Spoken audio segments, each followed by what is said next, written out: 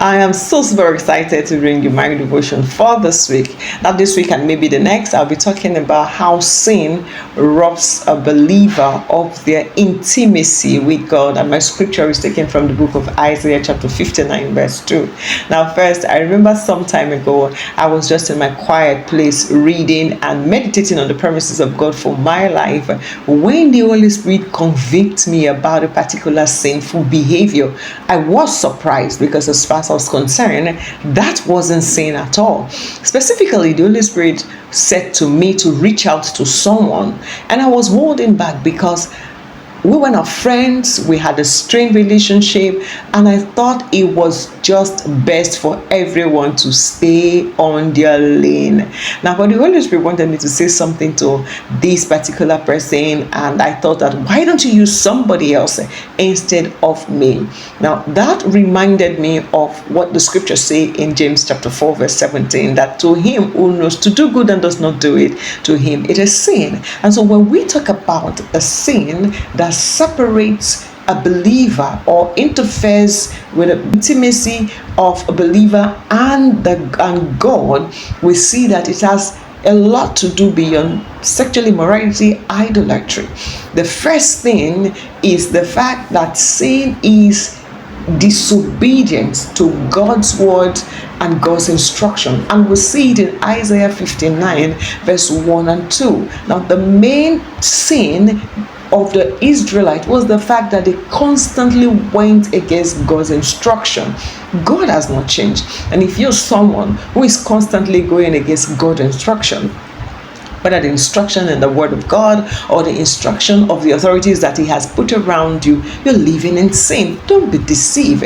When you live in disobedience, it disrupts your intimacy with God. You don't expect to constantly be disobedient to someone, yet you want them to be close to you. The number two thing sin is rebellion against God's authority. Whether the authority of the word of God, the authority of spiritual leaders that God has placed around your life, the authority of your parent, the authority of someone that you submit to. If you are rebellious against their instruction, against their guidance, you're living in sin. And some of the time, a lot of people want someone to be close to us, yet they don't want to take their instruction. You want God, but you don't want his instruction. The number third thing that sin is choosing self over God. Many people choose their desires, their self, their want, their need, that they never pause for once to think about, what does God really want? What does God really want me to do with my life? Where does God want me to go? What does God want me to do? When you constantly choose your selfish desire over God, you're living in sin because you are not of yourself. Number four is choosing to live outside of God's desire. Because you are not of yourself, you must stay within the boundaries that God has created for you. Now, don't get me wrong. When I mean staying within the boundaries that God has created for you, I am not saying that your life will be restricted. I am saying that you must deliberately align your life, align your purpose with the desire of God for your life. And number four is when you constantly ignore conviction, you're living in sin. Sometimes some of us, we get a prompting to do good, but we don't want to do it because we feel that the person has offended us in time past. That's why we will feel like, well, this is my chance to get back my pound of flesh. But the Holy Spirit doesn't want you to live like that.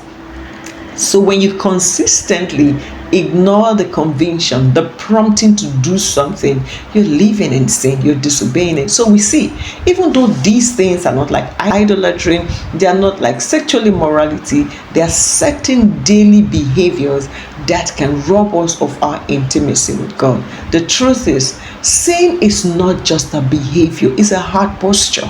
So you might be behaving sort of good, but in your heart, if you have something else, God is going to see it and it will affect your intimacy with him. So now the question will not be, so what is sin not? Sin is not making a mistake unknowingly. Sometimes we make mistakes. We all do make mistakes. As long as you are on earth, you are in this flesh, you're going to make mistakes. Now, that doesn't mean that you're living in sin. However, when you find yourself making a mistake, instead of you continuing in that mistake, you can stop in the track, correct yourself, ask for forgiveness, and go back to restart. No, we are not perfect, and the Holy Spirit is ever eager, ready to help us when we make mistake. Now, sin is not being tempted. Even Jesus was tempted. We are going to be tempted. We're going to be tempted with many things. So when you get tempted, don't feel bad and think that, well, this is going to affect my relationship with God. No, when you are tempted, it's a good opportunity to call on the help of the Holy Spirit. Jesus was tempted, and after that temptation, the Bible says that the angels came to minister to him. When you get tempted, you can trust the help of the Holy Spirit to get you out of that situation. Now, there's the difference between being tempted and falling for that temptation.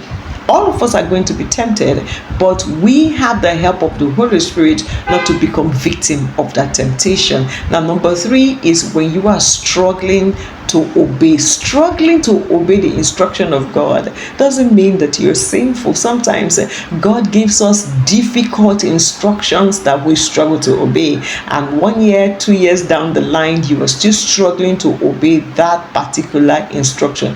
That does not make you a sinner. In fact, in that kind of situation, you have a grace that is available for you. And number 4 is sin is not having a weakness. Most of us will have weaknesses, and because of that weakness, you don't want to drive your relationship with God deeper. I have seen people who say, well, I have a struggle with alcohol, I have a struggle with so and so addiction, and because of that, I don't want to drive my relationship with God. The truth is, Jesus did not come for a perfect world. He did not come for a perfect church.